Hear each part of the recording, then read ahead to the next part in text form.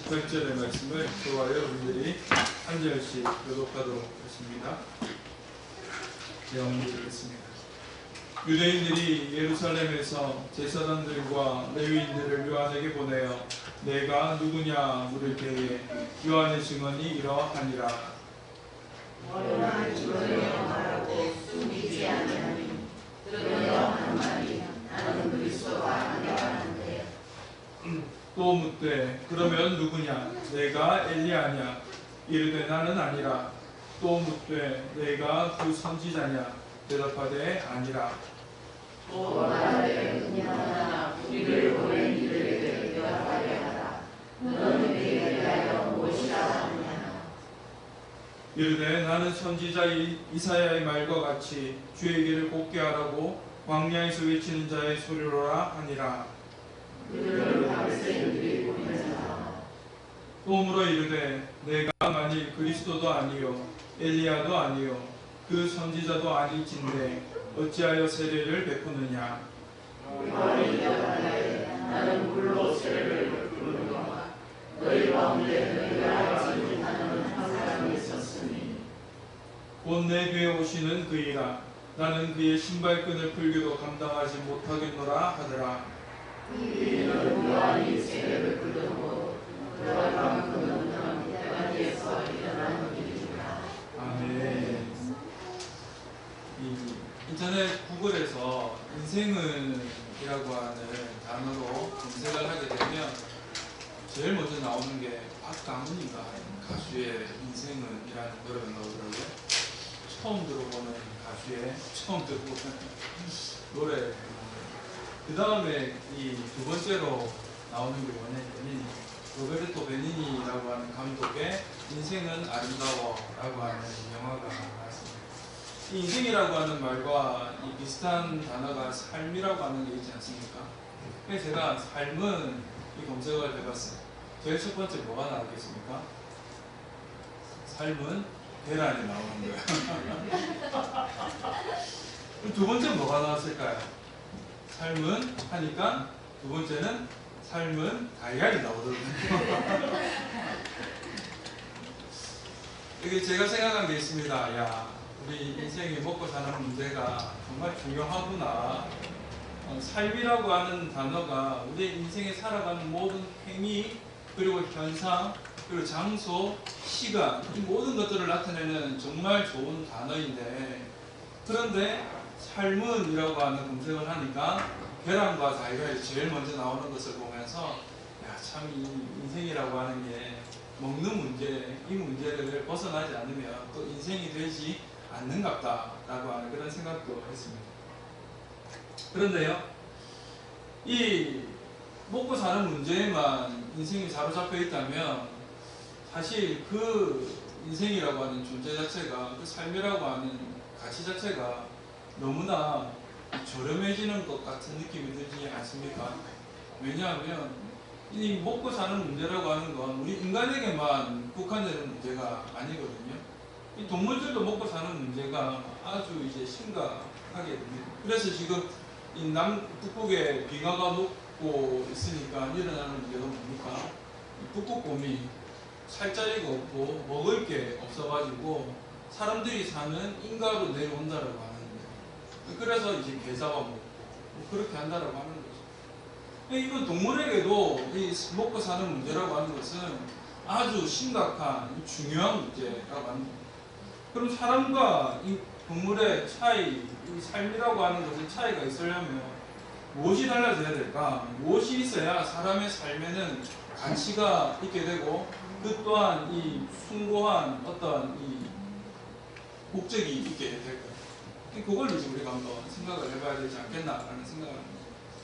이 삶이라고 하는 것이 우리가 좀 더 가치가 있는, 그리고 좀 더 분명한 이유가 있는 이 모습으로 바뀌기 위해서는 삶이라고 하는 단어가 다른 단어로 좀 바뀔 필요가 있어요.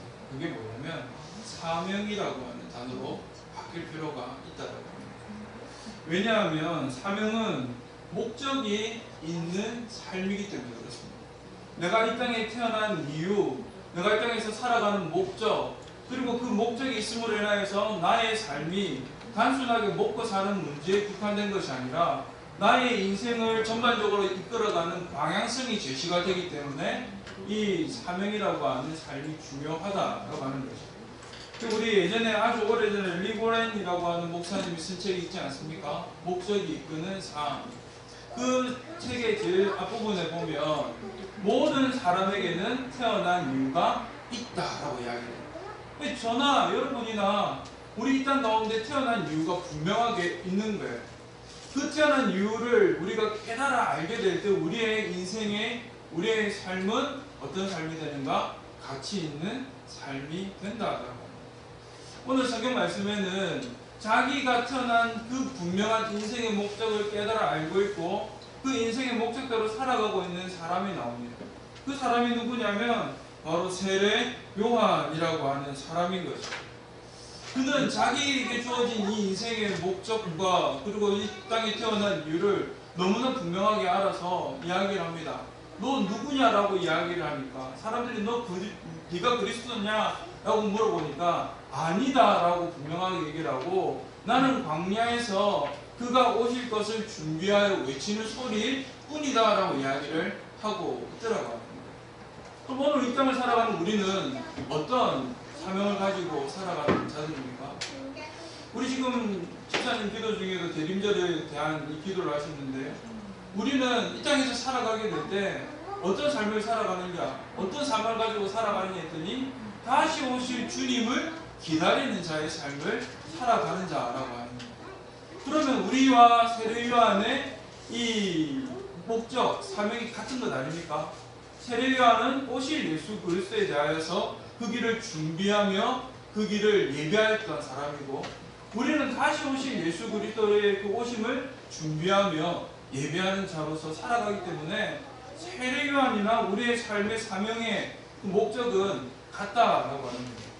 오늘 말씀을 통하여서 세례 요한이 받은 그 사명의 삶의 어떻게 살아가는지를 바라보고 우리도 그 세례 요한과 같은 그 사명의 삶을 살아갈 수 있는 저와 여러분들이 되시기를 간절히 소망합니다. 오늘 본문 말씀에 세례 요한을 향하여서 바리새인이 보낸 사람들, 종교 지도자들이 보낸 사람들이 물어보지 않았습니까? 네가 누구냐? 네가 그리스도냐? 네가 엘리야냐? 물어보니까 이 세례 요한이 얘기를 합니다. 아닙니다. 나는 광야에서 외치는 자의 소리일 뿐입니다. 라고 이야기를 해요. 그 사실을 좀 더 구체적으로 분명하게 얘기를 하고 있는 것이 이사야 40장 3절의 말씀입니다. 거기에서 이렇게 얘기를 하고 있습니다. 외치는 자의 소리여 이르되 너희는 광야에서 여호와의 길을 예비하라 사막에서 우리 하나님의 대로를 평탄하게 하라 라고 말씀합니다. 그러니 이 세례 요한의 이 주어진 사명이라고 하는 것은 오실 길을 예배하는 사람, 오실 길을 준비하는 사람이라고 하는 거죠. 이 예배하다라고 하는 말에는 한 가지 의미가 더 포함이 되어져 있는 것을 우리가 알게 됩니다. 예배하는 것, 우리 한 가지 예를 들어서 결혼식 날짜가 있고 결혼식을 예배하고 준비하는 신부와 신랑이 있습니다. 그럼 이 사람들이 예배하고 준비하는 것은 어디를 향하여서 가고 있는 겁니까? 결혼식을 향하여서 가고 있는 거죠. 즉 이들의 마음에는 결혼식이라고 하는 것을 기다리는 마음으로 그것을 예비하고 준비하고 있는 거예요. 그럼 세례 요한이 사도 바울하고 세례 요한이 항상 헷갈려요.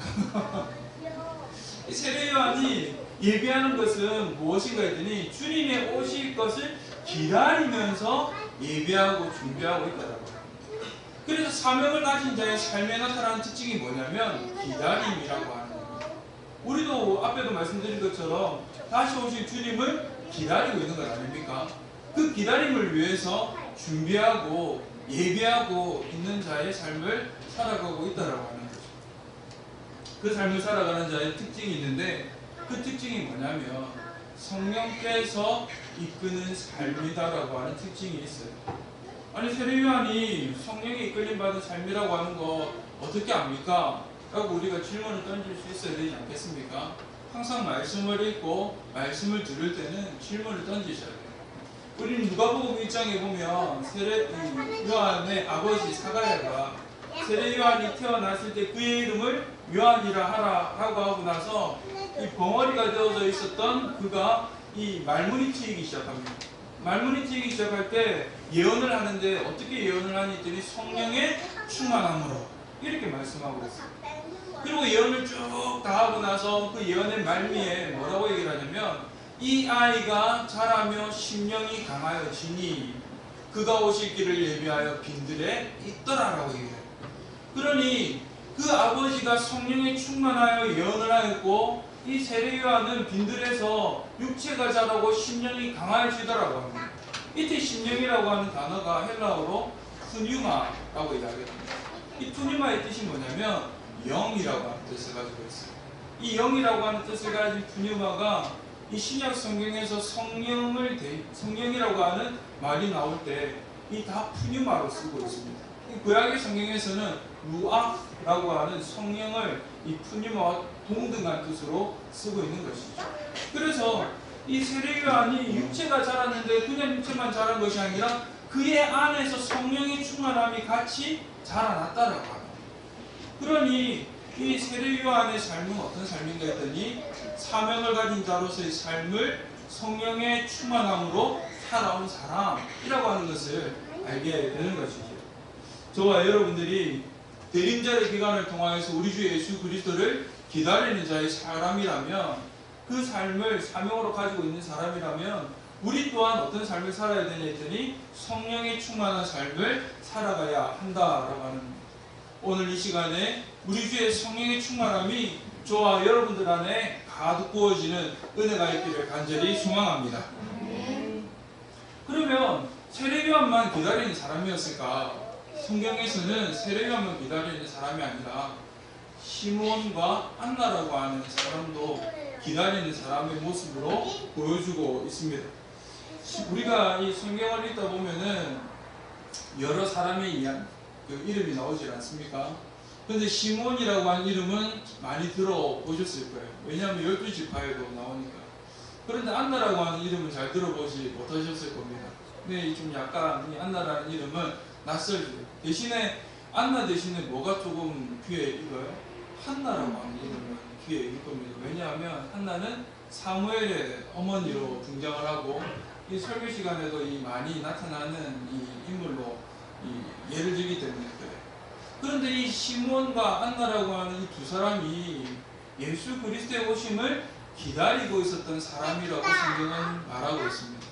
누가복음 1장에서 이 세례요한에 관한 이야기를 하고 나면 누가복음 2장에서 예수님이 정결 예식을 위하여 성전에 들어가게 되는데 그때 시몬과 안나라고 하는 두 사람이 나타나요. 그러면서 시몬에 대해서는 이렇게 성경이 이야기를 합니다. 주님이 오시는 그날까지 죽지 않을 사람, 즉 그리스도가 오시는 날까지 죽지 않고 그리스도를 기다리는 사람이라고 얘기해요. 그리고 이제 안나는 그 그리스도가 오실 때까지 성전에 머물렀던 사람이라고 이야기를 하고 있습니다. 시몬과 안나 역시 마찬가지로 이 예수 그리스도의 오심을 기다리던 사람이라고 합니다. 그런데 어떻게 기다렸나요? 앞에도 말씀드린 것처럼 성령께서 그에게 명령하심으로 주가 오심을 볼 때까지 죽지 않겠다라고 하는 그 성령의 충만함으로 살았다라고 합니다. 그리고 안나라고 하는 여인은 성전을 떠나지 아니하고 그곳에서 주의 오심을 늘 말씀으로 늘 기도로 기다리며 살았다라고 이야기를 하고 있습니다. 그래서 여기서 알 수 있는 한 가지 모습이 있는 거죠. 사명이 받아서 성령의 충만함으로 살아가는 사람은 나이를 뛰어넘는 믿음의 삶을 살아가더라고 합니다. 시몬이라고 하는 사람 앞에 제가 말씀드리지 않았습니까? 성령께서 그에게 말씀하셨어요. 주가 올 때까지도 죽지 않을 거야 라고 얘기했습니다. 그때는 언젠지 모르죠. 그러나 나중에 이제 뒤에 보면 예수 그리스도를 만나면서 시몬이 한 얘기가 있어요. 주여 이제 나를 놓아주시는군요 라고 이야기합니다. 그러니까 이제 나를 죽을 수 있도록 하나님 허락하셨군요 라고 이야기해요. 그러니 시몬의 나이를 대강 짐작할 수 있는 것 아닙니까? 나이가 되게 많이 들었고 그 오랜 시간 동안에 예수 그리스도를 기다리고 있었던 사람이구나라고 하는 걸 알 수 있어요. 또 안나라고 하는 여인의 나이도 알 수가 있는데 과부가 되고 84세 이때 예수님을 만나요. 이 과부가 되고 84세라고 할 때 이 원문을 다르게 이제 또 해석을 하기도 합니다. 과부가 된 후 84세라고도 얘기해요. 그러니까 안나라고 하는 이 여인은 최소 84세에서 20살의 과부가 됐다 하더라도 그럼 지금 나이는 104세가 되었다고 추측해 볼 수가 있는 거죠. 시몬과 안나는 나이가 많이 들었음에도 불구하고 우리 그 사명을 따라 성령의 충만함대로 살아가니까 그 나이를 벗어나서 그 나이의 제한을 넘어서서 주의 오심을 기다리고 주의 오심을 목격하는 자리에 있게 되더라는 겁니다. 오늘 제가 이렇게 보니까 우리 점점 한 해가 다가올수록 우리 교회의 평균 연령도 올라가고 있지 않습니까? 그죠? 점점 우리 다음 세대가 들어와야 되고 다음 세대가 또 많아지면 질수록 우리 평균 연령이 낮아질 텐데 그러지 않냐고 한 해 한 해 갈수록 우리는 평균 연령이 점점 많아질 수밖에 없는 그런 이 모습인 것이죠. 그래서 오늘 시몬과 안나의 이 예가 어찌 보면 우리에게도 적절한 예가 되지 않겠나라는 생각을 합니다. 왜냐하면 우리가 한 해 한 해 나이가 들어가면서 점점 육신이 노쇠해져 가게 되고 기력이 약해져 가고 그리고 사리분별력 역시 마찬가지로 부족해져 갈 텐데 그때 우리에게 사명이 없다면 그때 우리를 이끌어가는 성령의 충만함이 없다면 우리는 과연 다시 오실 예수 그리스도를 눈앞에서 맞이할 수 있는 사람이 될까? 그 사명을 이룰 수 있는 사람이 또 살아갈 수 있을까? 라고 의문하지 않을 수 없는 것이죠. 우리 사랑하는 주의 백성들이 나이가 아무리 들어간다 할지라도 분명한 사명으로 살아가는 분들이 되시기를 바랍니다. 그리고 그 사명을 통하여서 성령의 이끄심으로 성령의 충만함으로 살아가는 분들이 되시기를 소망합니다. 그렇게 살아가게 될 때 아무리 우리 나이가 한 살 한 살 많아지게 되고 해가 바뀌어 간다 할지라도 우리 주님 다시 오시는 그날까지 우리의 기력은 시몬과 안나처럼 생생하게 그 주를 만나게 될 줄로 믿습니다. 아니 그러면 목사님 이 시몬과 안나처럼 사명이 있는 사람은 성령의 이끌림 받는 사람은 나이가 든 사람만 그렇습니까? 아니요, 그렇지 않죠. 우리 구약 성경에 대표적으로 성령에 이끌려서 그 하나님의 영광을 위하여 일하는 사람이 있습니다. 그 사람이 누구냐면 다윗이라고 하는 인물이에요. 우리 교회를 다니나 교회를 다니지 않으나 다윗과 골리앗의 이 전쟁 씬은 어느 누구나 다 잘 아는 이야기 아닙니까? 그때 다윗의 나이가 몇 살쯤 되었을까요? 이스라엘이 전쟁에 나가기 위해서는 이 20세 이상이 되어야만 전쟁에 나갈 수가 있어요. 민수기 1장에 보면 이 남자들을 계수를 하는데 어떤 남자들을 계수하냐면 싸움에 나갈 남자들을 계수를 합니다. 그때 나이를 정해놓고 있는데 20세 이상 된 남자로 계산을 하게 돼요. 그런데 이 다윗이 블레셋과의 전쟁에 나가지를 못했거든요. 그러면 다윗은 최대 19살이라고 하는 거죠. 그런데 19살까지도 안 됐던 것 같아요. 왜냐하면 다윗의 형들 중에 20세 이상이 되어서 전쟁에 나간 사람은 3명밖에 없어요. 다윗 위로 형제가 형이 몇 명이 있냐면 7명이 있거든요. 그런데 3명밖에 없다라고 하면 제일 마지막에 간 형이 몇 살이라고요? 20살. 그러면 넷째, 다섯째, 여섯째, 일곱째는 한 살 터울러 나와도 19, 18, 17, 16이니까 다윗의 최소 나이는 15 정도 된다는 거예요. 그러니 다윗은 15에서 19살 사이에 있는 인물이다라고 볼 수가 있는 거죠. 그런데 이 다윗이 하나님의 영에 의하여 충만하여지게 되니 어떤 일을 하느냐? 하나님의 영광을 위하여 골리앗을 향하여 나아가 싸우더라고 하는 거예요. 하나님의 영이 충만하게 임할 때 우리에게 일어나는 일이 있어요. 그게 뭐냐면 분명한 사명을 가지게 되고 하나님의 영광을 위하여 그의 길을 준비하는 사람이 되게 되더라고 하는 겁니다. 우리 오늘 여기에도 3명의 우리 청소년들 있지 않습니까? 아마 이 친구들이 다윗과 비슷한 나이의 또래일 겁니다. 그러면 이들이 사명의 분명한 삶을 살아가고 그리고 또 예수 그리스도로 오심을 제대로 기다리기 위해서는 이 친구들에게 무엇이 있어야 된다고요? 주의 영의 충만함이 있어야 한다라고 합니다. 예전에 교회에서 우리 교회도 작년에 친구 민정이하고 또 친구를 데리고 투어를 같이 그때 투어가 미션 투어였습니다. 이 미션이라고 하는 것이 사명을 이야기를 해요. 이 투어를 떠난 이유가 뭐냐면 아이들이 이 땅에 태어난 이유를 분명하게 깨달아 알고 그 이유를 분명하게 깨달아 알게 될 때 성령의 충만함을 강구하게 되고 성령의 충만함을 강구하게 될 때 그들이 하나님이 주시는 능력을 받게 됨으로 인하여서 그 삶을 사명자의 삶을 살아갈 수 있게 되는 것. 그렇게 만들기 위해서 투어를 떠났던 것이죠. 이 예전에 제가 있었던 이 부목사로 있었던 교회에서도 그 일들을 매년 해왔었던 기억이 납니다. 우리 하나님의 사명을 받는다라고 하는 것은 나이의 제한이 없습니다.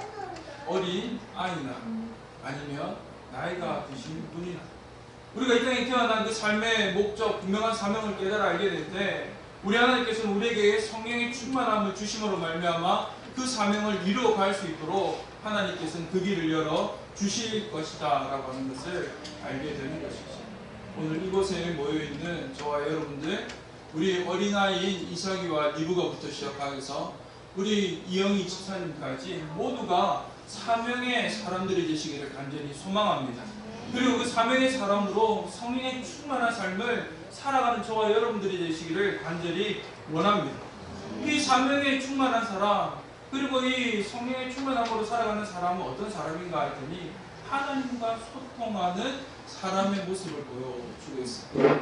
우리 사복음서 중에 달란트 비유와 문화 비유가 있죠. 이때 칭찬받은 자들과 칭찬받지 못한 자들의 차이가 있어요. 그 차이가 뭐냐면 주인의 뜻을 제대로 깨달아 알았느냐 알지 못하였느냐의 차이가 있습니다. 주인의 뜻을 제대로 깨달아 한 사람은 주인이 왕으로 오실 때까지 열심히 최선을 다하여 기다린 사람이고, 주인의 뜻을 제대로 알지 못한 사람은 왕의 권위를 가지고 오는 것을 반대하는 사람이에요. 그래서 그들은 어두운 가운데로 쫓겨나가버리게 된 것이죠. 그래서 예수님이 그 왕의 비유를 통하여, 달란트 비유를 통하여서 어두운 가운데로 쫓겨나가 너희가 그곳에서 일을 갈며 있을 것이라고 말씀을 하시더라고요. 우리가 사명자로서의 삶을 살아가고 성령의 충만함으로 살아간다면 우리의 인생에 있어서 나타나는 특징이 하나 있어야 돼요. 그게 뭐냐면 하나님과의 소통의 삶이다라고 하는 거예요. 우리가 하나님과 소통하지 아니하고 하나님의 뜻을 알지 못하면 우리 어떤 사람이 될 수 있습니까? 왕으로 오신 그 예수 그리스도께서 우리를 보고 어두운 가운데로 쫓겨날자라고 내칠 수도 있다라고 합니다. 오늘도 우리 하나님과 소통하는 저와 여러분들이 되시기를 간절히 소망합니다. 그렇게 우리 하나님과 소통하게 될 때 우리 하나님 말씀하시는 거예요. 내가 너를 이 땅 가운데 보내었고 내가 너에게 사명을 주었고 내가 너에게 성령의 충만함을 주므로 말미암아 너는 나의 올 길을 예배하고 준비하라 라고 말씀하신다고. 내가 너를 세운 것에는 아무 후회도 없고 내가 너를 세운 것에는 아무 실수가 없는데 네가 왜 나와의 소통을 거절하고 거부하며 나의 길을 준비하지 않으려고 하느냐라고 말씀하고 계시다라고 하는 것이죠. 오늘 우리 하나님과의 소통 가운데에 머무는 저희와 여러분들 되시기를 바랍니다. 우리 하나님의 뜻을 제대로 깨달아는 우리가 되기를 바랍니다. 그때 우리의 인생이 막힌 것처럼 느껴지게 되고 우리의 인생이 좌절할 수밖에 없는 그런 고통의 문제가 있음으로 인하여서 우리 하나님과의 소통이 끊어진 것처럼 느껴질 수도 있지만 우리 하나님 그 시간에 말씀하시는 거예요. 결코 내가 너를 나의 사명자로 부른 것 후회하지 않는다라고 하십니다. 그리고 그곳에서 우리 하나님 우리와 끊임없이 소통하기 위하여서 성령의 충만함으로 우리를 이끌어가 주실 것이고 그 성령의 충만함으로 우리가 다시 회복되게 될 때 우리 하나님과의 그 소통의 삶을 통하여서 우리 주님 오시기를 예배하는 사람, 우리 주님 오시기를 준비하는 사람으로서 다시금 살아가게 하신다라고 합니다. 그렇게 살아가게 될 때 우리의 입술 가운데에 고백이 있게 될 줄로 믿습니다. 마라나타, 주 예수여 어서 오시옵소서. 그렇게 고백하면서 그의 길을 예비하고 그의 길을 준비하며 나아가게 되는 저와 여러분들이 되게 될 줄로 믿습니다.